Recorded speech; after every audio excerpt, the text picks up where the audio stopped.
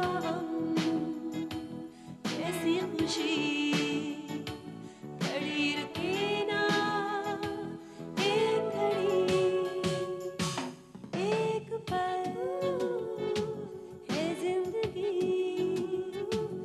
एक पल कुछ भी नहीं।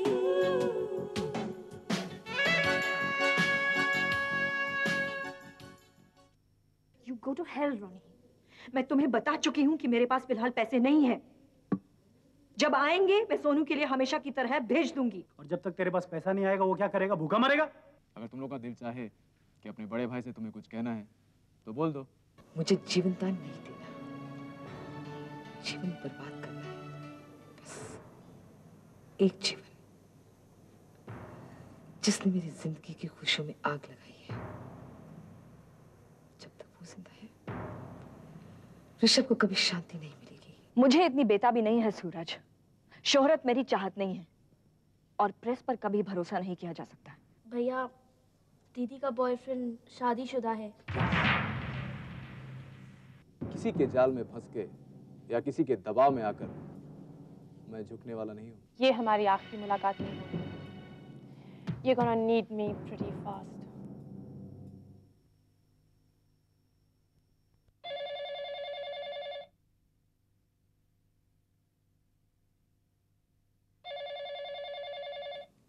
हेलो। बहुत दिन हो गए, तुम्हारी कोई खबर भी नहीं मिली, फोन भी नहीं आया। तुम ठीक तो हो ना? कोई परेशानी तो नहीं है? अगर कोई प्रॉब्लम भी हो तो बताना प्लीज। मैं तुम्हारे लिए हर हाल में मौजूद हूँ। जानती हूँ और इसके लिए मैं तुम्हारी शुक्रगुजार हूँ। क्या है कि पिछले कुछ दिनों से मैं अपना फैशन सैलून स्टार्ट करने के चक्कर में लगी हूँ और तुम जानते ही हो कि आजकल कोई नया काम स्टार्ट करना कितना मुश्किल होता है। मैं एक नई कंपनी बनाकर रुपया इकट्ठा करने की कोशिश कर रही हूँ। आइडियाज तो बहुत है मेरे पास लेकिन पूंजी नहीं है। अपना बिजनेस शुरू करने की जल्दबाजी में कहीं उल्टे सीधे साइन मत कर देना। जिसके साथ जो भी लिखत पढ़त करो बहुत सोच समझ कर करना। एक गलत सिग्नेचर से जिंदगी भर की मुश्किलात खड़ी हो सकती हैं। जानती हूँ, मैंने अभी तक तो कहीं साइन नहीं किया है और तुम्हें सब कुछ दिखाए बिना करूंगी भी नहीं। मैं अच्छी तरह जानती हूँ कि केशव तुमसे पूछे बिना कुछ नहीं साइन करते थे। क्या दोस्ती थी तुम दोनों की? हाँ हाँ, आज तक कोई दिन ऐसा नहीं गया जब मैंने केशव को याद नहीं किया हो। उसकी हंसी की आवाज़ हर वक्त मेरे कानों में आज भी गूंजती रहती है। जितना बड़ा इंडस्ट्रियलिस्ट था उतना ही सादा इंसान था। याद है, बिना फ़ोन किए मेरे यहाँ पहुँच जाता था और मांग करता था इडली डोसा की। अरे भाई, इडली डोसा कॉफ़ी चाय थोड़ी है जो आपने मांगा और झट से तैयार हो गई। और अल्टीमेटली हम बहस करते करते किसी एक फैंसी रेस्टोरेंट में जाकर ये बात खत्म हो जाती थी। हाँ, बहते हुए दरिया जैसी एनर्जी थी उसमें। यही अदा उसकी सबसे ज्यादा प्यारी थी। वो अचानक घर आएगा और कहेगा जल्दी पैकिंग शुरू कर दो, हम न्यूयॉर्क जा रहे हैं, लंदन से कॉन्कॉर्ड के जरिए। और फ्लाइट के दौरान भी चैन से नहीं बैठता था। कुछ ना कुछ और होता था उसके पास मेरे लिए। कान की बूंदे, नेकलेस, ब्रेसलेट और जो भी होता था वही उसी वक्त पहनने पर मजबूर कर देता था। हम दोनों बहुत खुशकिस्मत है कि केशव जैसे इंसान से जिंदगियां जुड़ी थी हमारी। मेरा तो 30 साल का साथ था और तुम्हें भी तो 10 साल का तो हो ही गया। अरे हाँ, याद आया, हमारी पहली मुलाकात की सालगिरह भी तो आने वाली है। वो दिन जब पहली बार मैंने तुम्हें देखा था, वो मंजर मैं आज तक नहीं भूल सकता।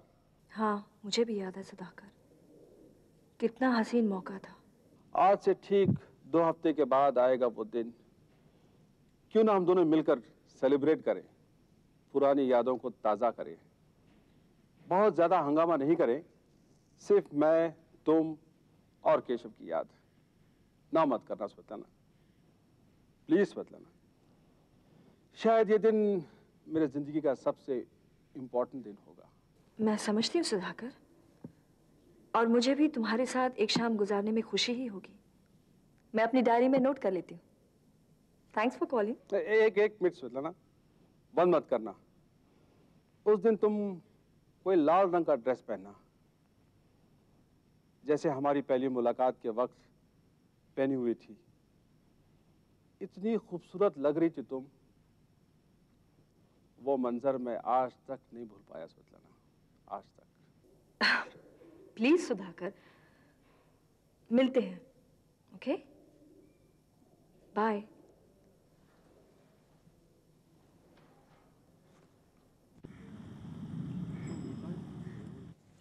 हाँ मॉम। हाय बेटा। कैसी हो माँ? तभी तो ठीक है ना? बिल्कुल ठीक हो, तू कैसा है? बिल्कुल फिट। हाँ थोड़ा बिजी रहता हूँ आजकल। वो अगले हफ्ते फॉरेन कोलैबोरेटर्स आ रहे हैं, तो उनके सारे इंतजाम में लगा हूँ। तू सुना, तूने मुझे क्यों बुलाया? एक मिनट, कहीं फिर से कोई नया शादी का प्रपोजल तो नहीं आया ना? मुझे मत बता माँ, मैं तंग आ गया हूँ ये बातें सुन सुन के, प्लीज। किसी ने डायरेक्टली इस विषय पर तुझसे बात की क्या? अरे माँ, डायरेक्टली या इनडायरेक्टली किसी ने मुझसे कोई बात ही नहीं की है। हाँ वो पब्लिक की नानी कुछ कह रही थी। बेवकूफ औरत, एक पैर कब्र में है और कपड़े पे ऐसे पहनती जैसे 16 साल की है, और मेकअप किसी फिल्म हीरोइन से कम नहीं। बेशर्म कहीं की।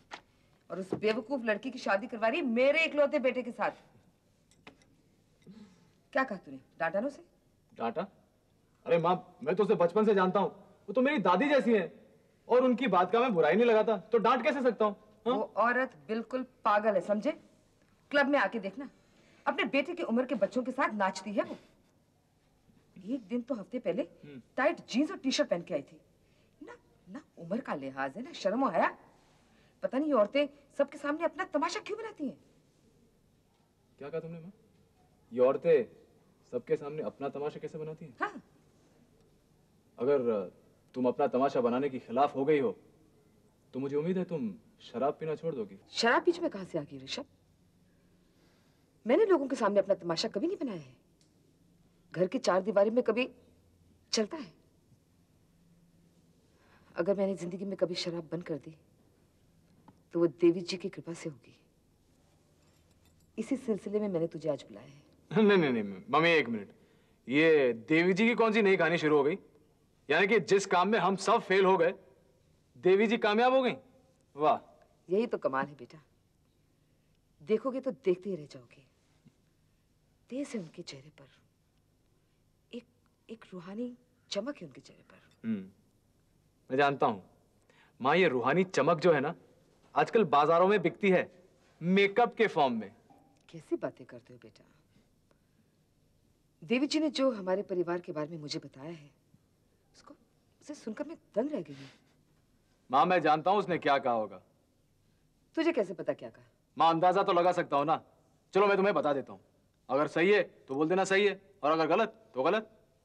देवी जी ने तुमसे कहा होगा कि मल्होत्रा इंडस्ट्रीज बर्बाद हो जाएगी, तुम्हारे बेटे की शादी नहीं होगी, उसके बच्चे नहीं होंगे, और भी बहुत कुछ बुरा बुरा होगा, है ना? और जब तक तुम यज्ञ नहीं कराओगी, कुछ ठीक होने वाला है नहीं। ये कहा था ना उसने। अरे मेरी प्यारी माँ, ऐसा कुछ होने का चांस ही नहीं है। Malhotra industries is absolutely stable, कोई प्रॉब्लम ही नहीं है। फिर तुम समझते नहीं ऋषभ। ओ माँ, देवी जी कह रही थी बर्बादी का कारण एक औरत है, वो हमें तबाह कर दे, इससे पहले हमें कुछ करना चाहिए। ये वही औरत है जिसने तुम्हारे डैडी को मारा है, जिम्मेदार है उनकी मौत की। दौलत के खातिर जरूर कोई जादू टोना किया उसने मल्होत्रा इंडस्ट्रीज में। नहीं माँ, मैं तुम्हारी इन तकियानुसी बातों में बिल्कुल यकीन नहीं करता। और एक बात सुनो माँ, स्वेतलाना चाहे कैसी भी औरत क्यों ना हो, वो डैडी की कातिल नहीं हो सकती। अरे वो तो उन्हें अपनी जान से भी ज्यादा प्यार करती थी, और तुम कह रही हो कि अच्छा, तो तू भी उसकी तरफ हो गया? ऐसा लगता है उसके जादू का असर तुझ पर भी हो गया है। मुझे देवी जी से सलाह लेनी पड़ेगी। मैं जानती थी आज नहीं तो कल ऐसा ही होने वाला है। पहले उसने मुझसे मेरा पति छीना, और अब मेरे बेटे को मुझसे अलग कर रही है। मगर मैं ऐसा कभी होने नहीं दूंगी। इसके पहले कि वो कुछ करे, खत्म कर दूंगी हमेशा के लिए उसे। Hi darling. अरे तुम इस वक्त यहाँ? बाय। मैं कब से तुम्हारा इंतजार कर रहा हूँ। कहाँ हो तुम? लेक्चर्स खत्म हो गए ना?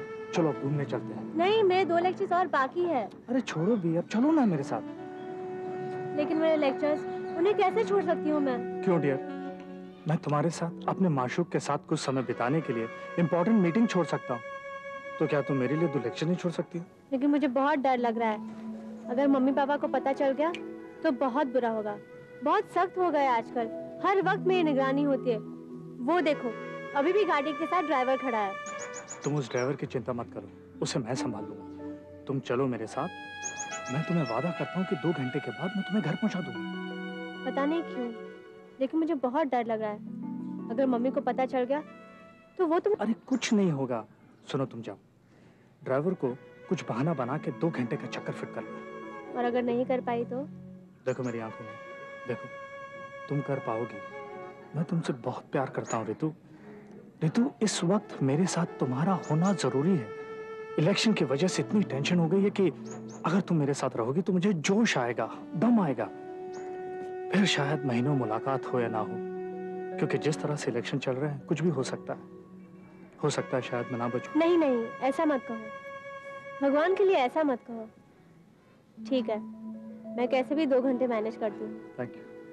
तुम एक काम करो, 10 मिनट के बाद मुझे उस दूसरे गेट पर मिलना, लेकिन सिर्फ 2 घंटे। अगर लेट हो गई तो पापा तो पुलिस भेज देंगे मुझे ढूंढने के लिए। तुम फिक्र मत करो, सिर्फ 2 घंटे चाहिए जाने में। मैं तुम्हारा इंतजार उस गेट के पास करूंगा जो सड़क के साथ है। बाय।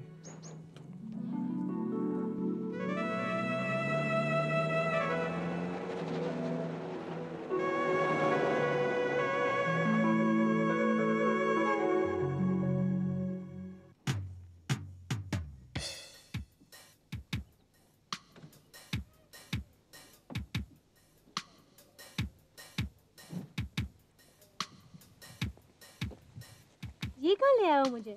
क्यों? ये जगह तुम्हें पसंद नहीं आई? ऐसी कोई बात नहीं। क्या हम पिकनिक मनाने आए हैं? हाँ, पिकनिक भी समझ सकती हो, और शिकार भी। शिकार? किसका शिकार? एक हिरनी का। तब तो बड़ा मजा आएगा। लेकिन हम हैं कहाँ?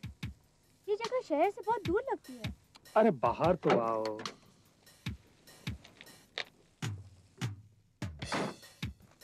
मुझ पर भरोसा करती हो ना, तो सोचो मत।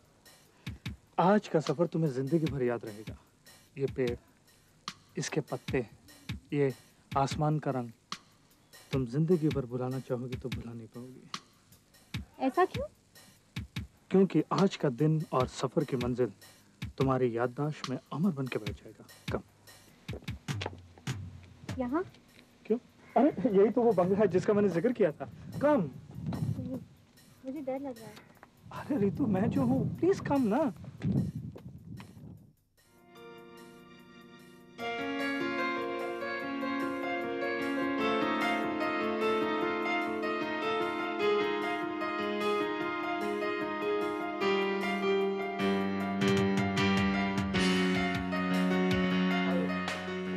अरे आओ तो।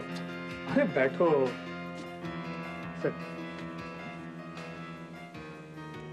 हम लोग यहाँ क्यों आए हैं? हाँ, ये सही सवाल पूछा तुमने। हम यहाँ कोई जरूरी काम से नहीं आए, बस आपस में एक दूसरे के साथ कुछ समय बिताने आए। प्यार की बातें करने आए, प्यार करने आए। कोई एतराज है तुम्हें?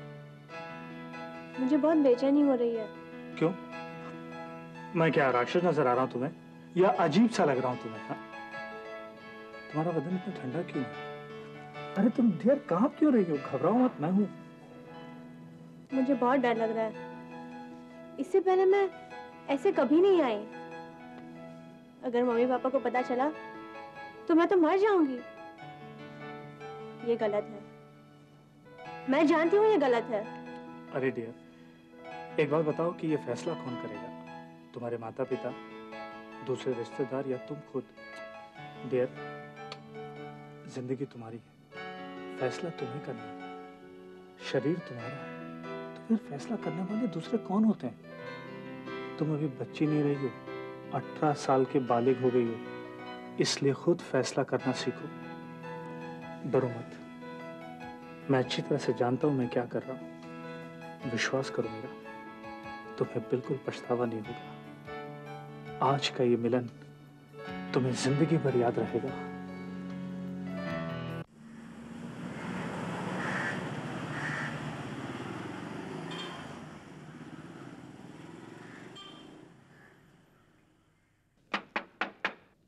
Rishabh, good morning. अंदर आओ। कॉफी लोगे? नो थैंक यू, मैं जरा जल्दी में हूँ। कैसे आना हुआ? मैं इस मकान को यानी अपनी जायदाद को ठीक से परखने आया हूँ। बहुत ही जल्द इनकम टैक्स के पेपर्स फाइल करने हैं, उसमें सब कुछ बताना पड़ेगा। वैसे मैं कुछ लोग भेज रहा हूँ, वो यहाँ आकर यहाँ की हर चीज की कीमत का सही अंदाजा लगा लेंगे। यहाँ कोई भी नहीं आएगा ऋषभ, क्योंकि ये मेरा घर है। और जहाँ तक टैक्स रिटर्न्स का सवाल है, मैंने सुधाकर से बात कर ली है, वो सब कुछ संभाल लेगा। फिर वही बात। देखो स्वेतलाना, तुम सुधाकर अंकल को ज्यादा परेशान ना करो तो ही बेहतर है। वैसे भी उनकी उम्र हो चुकी है और बहुत से काम है उनको। और इसके अलावा क्या वो तुम्हारे सरपरस्त लगते हैं? नहीं, सरपरस्त नहीं है, मैं जानती हूँ, लेकिन दोस्त हैं, बहुत अच्छे दोस्त। तुम्हारे डैडी के साथ भाइयों से भी ज्यादा गहरा रिश्ता था उनका। हाँ, मैं जानता हूँ रिश्ते के बारे में। तुम्हें मुझे कुछ एक्सप्लेन करने की जरूरत नहीं है। और अब अगर तुम तमाम चाबियां मेरे हवाले कर दो तो काम शुरू हो जाए। मैं तुम्हें इस घर की एक भी चाबी नहीं दूंगी ऋषभ, क्योंकि ये मेरा घर है। सिल्वर एस्टेट्स मल्होत्रा की जायदाद है, यानी मेरी। और तुम इस पर गैर कानूनी कब्जा करके बैठी हो। अगर मैं चाहूं तो 2 घंटे में तुम्हें यहां से निकालकर बाहर फेंकवा सकता हूं। किसे धमका रहे हो ऋषभ? अगर तुम ऐसा कर सकते तो कब से कर दिया होता। किसी गलतफहमी में मत रहना।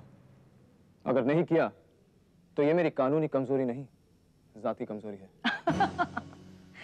जिसे तुम तबाह कर देना चाहते हो, उसके लिए भी जाती कमजोरी रखते हो? ये कमजोरी तुम्हारे लिए नहीं है। मैं 2 मासूम बच्चों को बेघर करके उनकी बद्दुआएं अपने सर पे नहीं लेना चाहता। और अगर तुम्हारे बच्चों का ख्याल नहीं होता मुझे, तो कब से निकाल कर बाहर कर दिया होता तुम्हें। तुम कैसे इंसान हो ऋषभ? टहनियों से प्यार करते हो मगर पेड़ को काट डालना चाहते हो। बच्चों की आंखें तरसती रहती है तुम्हारे दीदार के लिए।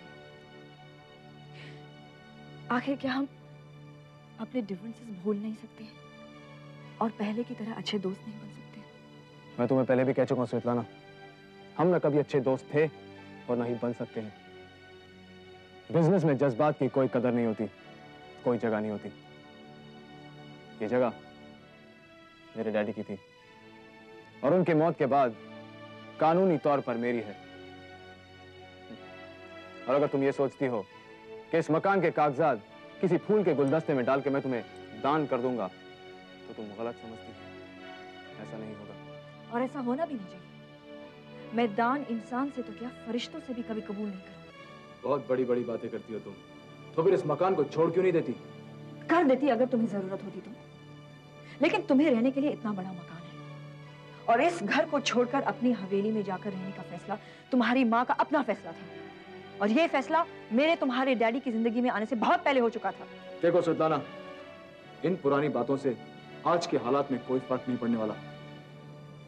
फर्क पड़ता है ऋषभ। ये बात और है कि तुम इस फर्क को देखना नहीं चाहते हो। किसी इंसान की आत्मा से ये कहना कि शरीर छोड़कर बाहर आ जाओ, उसे मौत की सजा सुनाने जैसा होता है।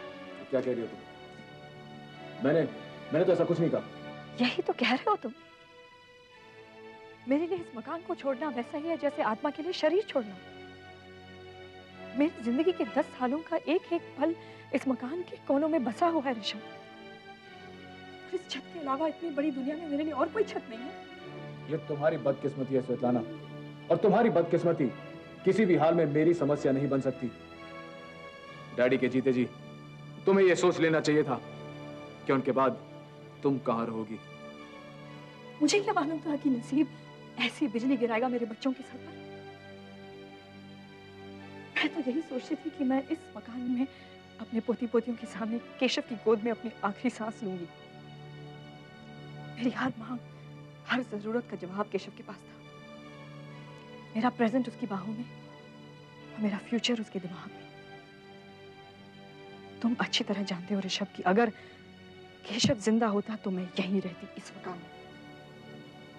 अगर वो जिंदा होते तो क्या होता और क्या नहीं होता महज एक अंदाजा है, हकीकत नहीं। हकीकत तो यह है कि डैडी की वसीयत ऑथेंटिकेट होते ही तुम्हें ये मकान हमेशा हमेशा के लिए छोड़ देना पड़ेगा। डैडी की वसीयत मिल गई है, जानती हो ना? मेरी माँ कल लेकर आ रही है। हाँ सुना है, लेकिन मुझे ताज्जुब हो रहा है कि अगर उन्हें इस वसीयत के बारे में मालूम था तो उन्होंने पहले क्यों नहीं बताया? मतलब क्या है तुम्हारा? क्या तुम ये कहना चाहती हो कि मेरी माँ झूठ बोल रही है, वो वसीयत नकली है? मैं ये नहीं कह रही हूँ, लेकिन हैरत की बात यह है कि अगर तुम्हारे डैडी ने तुम्हारी मम्मी के पास वसीयत रखी थी तो उनके जिगरी दोस्त सुधाकर को उसके बारे में मालूम कैसे नहीं था? सुधाकर सुधाकर स्वेताना, ये मेरे डैडी की शख्सियत का दूसरा रुख है। शायद ऐसा बहुत कुछ मिले जिसके बारे में आज तक किसी को नहीं पता। सुधाकर राव मेरे डैडी के जिगरी दोस्त जरूर थे, लेकिन ऐसा बहुत कुछ होगा जो शायद उन्हें भी नहीं पता होगा, समझी? मसलन देविका। तुम कहना क्या चाहते हो? तुम खुद ही सोच कर देख लो स्वेतलाना। देविका मिलान में डैडी से मिलने वाली थी, क्या इसका पता सुधाकर अंकल को था? नहीं। कितनी अजीब बात है, तुमसे सच्चे प्यार का दावा करने के बावजूद उन्होंने तुम्हें भी कभी देविका के बारे में कुछ नहीं बताया। ये प्यार, मोहब्बत, दोस्ती, भरोसा, ये सब एक ढकोसला है। इन चीजों से जिंदगी आसान नहीं हो जाती। और देविका मेरे डैडी से मिलान में क्यों मिली थी, कैसे मिली थी, क्या कोई जानता है? नहीं। और कल आकर अगर वो कुछ कहती भी है तो उसका भरोसा कौन करेगा? कुछ भी हो स्वेतलाना, वसीयत के असली या नकली होने का हम पता लगा ही लेंगे।